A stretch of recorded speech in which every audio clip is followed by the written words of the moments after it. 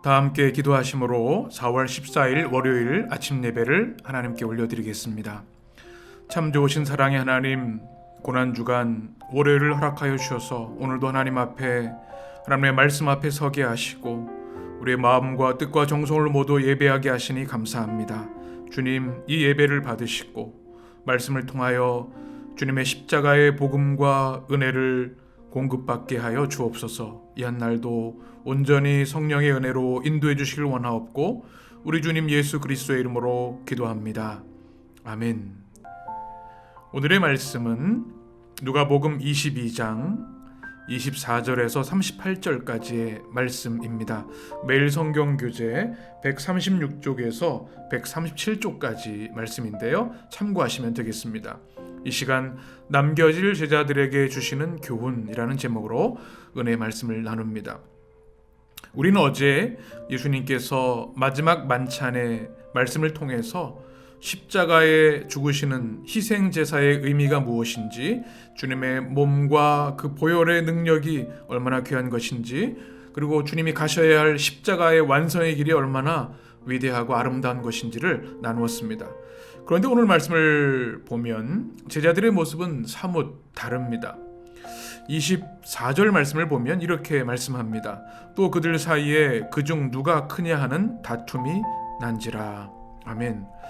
주님이 십자가에 이제 지실 시간이 바로 임박했는데요. 제자들은 주님의 이 십자가의 고난, 십자가의 죽으심에 대한 그 이야기를 여러 번 들었음에도 불구하고 전혀 다른 생각을 하고 있습니다.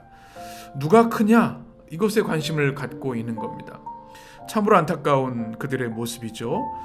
주님께서 25절에 보면 예수께서 이르시되 이방인의 임금들은 그들을 주관하며 그 집권자들을 은인이라 칭함을 받으나, 예수님께서 이방의 임금들, 왕들은요, 집권자들이 은인이라고 하는 칭송받기를 원하고 더 높임받기를 원하죠. 그런데 주님은 주님의 나라, 주님이 십자가를 통해 이루시는 나라는 다른 나라라고 말씀합니다. 26절에 보면 너희는 그렇지 않을지니 너희 중에 큰 자는 젊은 자와 같고 다스리는 자는 섬기는 자와 같을지니라.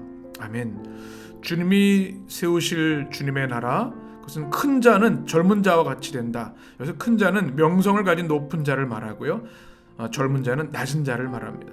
그러니까 세상과 반대로 큰 자, 명성 있는 자가 낮아질 것이다. 그리고 다스리는 자는 섬기는 자 같이 될 것이다 말씀합니다. 역설적인 하나님 나라의 진리에 대한 말씀이죠. 그리고 주님께서 앉아서 먹는 자가 크냐 섬기는 자가 크냐, 앉아서 먹는 자가 아니냐, 그러나 나는 섬기는 자로 너희 중에 있노라. 예수님께서 친히 식사를 할 때 앉아 먹는 자가 더 세상에선 크지만 가장 크고 가장 위대하신 주님은 섬기는 자로 서 있다. 주님의 나라는 섬기는 자를 통해 아름답게 세워진다 말씀하시는 거죠. 오늘 이 말씀은 우리에게 큰 도전을 줍니다. 우리도 때로는 누가 크냐, 누가 더 높으냐, 이런 데 관심을 온통 집중할 때가 있습니다. 심지어는 교회에서조차 말이죠. 그러나 주님은 그것이 아니라고 말씀합니다. 주님이 원하시는 나라는, 주님이 원하시는 교회는, 또 우리의 삶의 자리는 섬기는 자, 낮아지는 자를 통해 하나님 나라가 이루어진다는 말씀. 특별히 고난주간에 주시는 이 말씀이 저와 여러분에게 아멘이 되고 우리가 섬기는 자로, 낮아지는 자로 나갈 수 있게 되기를 축원합니다. 28절 말씀을 보게 되면 주님께서 그럼에도 불구하고 제자들에게 하나님 나라를 위탁하시는 말씀이 기록되어 있습니다. 28절 너희는 나의 모든 시험 중에 항상 나와 함께 한 자들인즉, 29절 내 아버지께서 나라를 내게 맡기신 것 같이 나도 너희에게 맡겨. 아멘. 얼마나 큰 축복의 말씀입니까? 우리 주님께서 하나님으로부터 받으신 그 나라를 이제는 제자들에게 맡기시고 그 나라를 너희들을 통해 이루어갈 것이다. 하나님 나라의 위임의 축복의 말씀, 우리 또한 오늘 우리에게 주시는 동일한 말씀인 줄 믿습니다. 우리 주님께서 새 이스라엘, 바로 주님의 몸된 피값으로 사신 교회에, 우리 모두에게 이 주님의 나라를 위한 사명을 주셨습니다. 이 사순절기 특별히 고난주간 우리는 이 주님이 주신 위대한 사명에 대해서 감격하며 왕적 사명, 이것을 감당할 수 있게 되기를 축복합니다. 31절 말씀 보게 되면 이제 베드로에 대한 말씀이 나와 있습니다. 31절에 시몬아 시몬아 보라 사탄이 너희를 밀가부르듯 하려고 요구하였으나 32절 그러나 내가 너를 위하여 내 믿음이 떨어지지 않기를 기도하였노니 너는 돌이킨 후에 내 형제를 굳게 하라. 아멘. 주님은 베드로가 주님을 부인할 것을 아셨습니다. 그렇지만 내가 너를 위하여 내 믿음이 떨어지지 않기를 기도한다 말씀합니다. 얼마나 귀한 말씀입니까? 오늘 우리도 때로 세상을 살아가다 보면 믿음이 연약해지는 순간들이 있습니다. 그러나 주님이 우리에게도 동일하게 말씀하십니다. 내가 너를 위하여 내 믿음이 떨어지지 않기를 기도하였노라. 이 주님의 기도가 있기에 우리는 날마다 일어나고 힘을 얻어서 믿음의 길을 굳세게 갈 수 있는 줄 믿습니다. 우리 주님께서 여러분을 위해 기도하고 계심을, 여러분의 믿음이 떨어지지 않기를 위해 기도하심을 꼭 기억하시기를 축복합니다. 그리고 베드로를 향해 너는 돌이킨 후에 내 형제를 굳게 하라. 베드로가 부인할 것을 3번 부인할 것을 아셨습니다. 그러나 그로 인하여 낭망하지 말고 오히려 굳게 서서 내 형제를 굳게 하라. 주님이 주님의 교회, 주님의 백성들을 맡기시는 그 귀한 사명의 말씀, 이것이 우리에게도 동일하게 주어진 줄 믿습니다.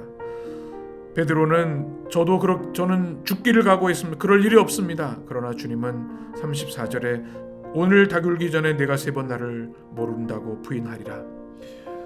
베드로가 누구입니까? 바로 우리들입니다.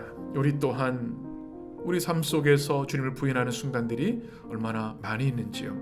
그럼에도 주님은 베드로의 믿음이 떨어지지 않기를 기도하셨고 그가 실패한 후에도 다시 일어나서 주님의 사명, 형제를 굳게 하는 사명을 감당하라고 축복해 주셨습니다.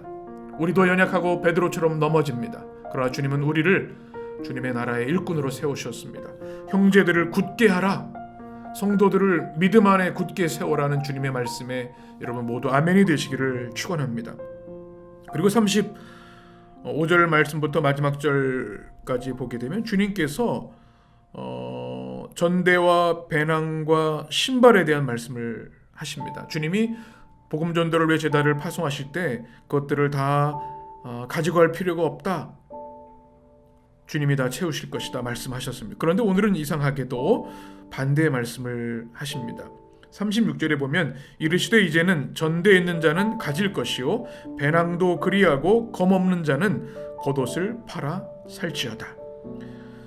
예전에 하셨던 말씀, 전대도 배낭도 신발도 필요 없다, 없이 가라고 말씀하셨는데 이제는 주님이 십자가를 향해 나가시면서 이제 주님이 이 땅에 죽으시고 부활하시 승천하신 이후에 제자들은 어떻게 되는가? 전대도 있어야 된다, 배낭도 있어야 된다, 검 없는 자는 겉옷을 팔아 사야 된다 말씀하고 있습니다.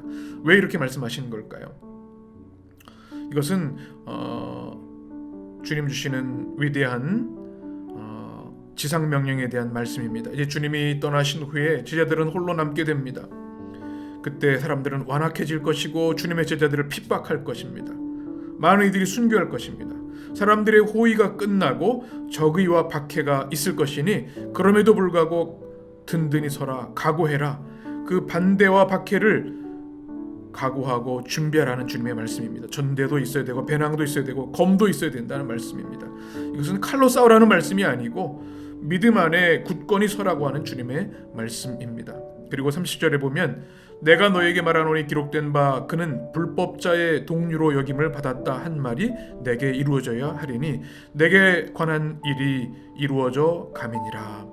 아멘. 주님이 이렇게 하시는 것도 그냥 하시는 것이 아니라 이사야의 예언 말씀대로 그대로 행하는 것이다라는 말씀이죠. 이 불법자의 동류라는 말씀은요 바로 제자들을 말합니다. 주님이 불법자들 주님의 복음을 전하는 것이 로마 제국과 또 이스라엘 종교에 반역하는 것이 되기 때문에 불법자로 칭함을 받게 될 것입니다. 그들의 동류로 여기신다. 누가요? 예수님께서. 이것이 말씀대로 내게 이루어질 것이다. 그러니 그런 일이 오더라도 준비하고 있어라. 반대와 박해를 두려워하지 말라는 주님의 말씀입니다. 오늘 말씀을 우리는 마음속에 새깁니다. 주님, 고난주간 십자가를 향해 가시는 주님의 말씀을 듣습니다. 우리 안에 더 높아지고 크고자 하는 탐욕이 있는 것은 아닙니까? 다 씻어내려 낮아지게 하시옵소서. 십자가 앞에 엎드리게 하옵소서. 그리고 우리에게 맡겨주신 주님의 나라를 위한 사명을 감당하게 하시고, 베드로처럼 연약하지만 그럼에도 불구하고 우리를 위해 기도하시고 우리의 믿음이 떨어지지 않도록 붙들어주시는 주님을 의지하게 하여 주시옵소서. 그리고 여러 가지 핍박과 어려움이 있을지라도 낙심하지 않고 굳건한 믿음 위에 서게 하여 주옵소서. 여러분의 기도와 응답이 되시고 오늘 하루도 하나님의 은혜로 승리하게 되시기를 축원합니다. 기도하겠습니다. 존귀하신 하나님, 오늘도 주님의 거룩한 말씀, 능력의 말씀을 우리에게 베풀어 주시니 감사합니다. 남겨질 제자들에게 주는 교훈의 말씀 우리에게도 주셨사오니 주님의 복음을 품고 오늘도 살아가게 하시고 우리 삶의 자리에서 믿음 안에 빛나고 아름다운 주님의 제자로 승리하게 하여 주옵소서. 이 한날도 주의 모든 성도들, 해림 성도들을 불꽃 같은 농대로 지켜주시고 권능의 팔로 보호하여 주옵소서. 동행하여 주옵소서. 예수님의 이름으로 기도합니다. 아멘. 주님의 기도 드리겠습니다. 하늘에 계신 우리 아버지여, 이름이 거룩히 여김을 받으시오며 나라의 임하옵시며 뜻이 하늘에서 이룬 것 같이 땅에서도 이루어지이다.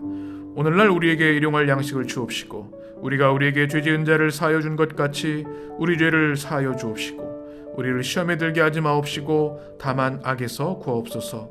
나라와 권세와 영광이 아버지께 영원히 있사옵나이다. 아멘.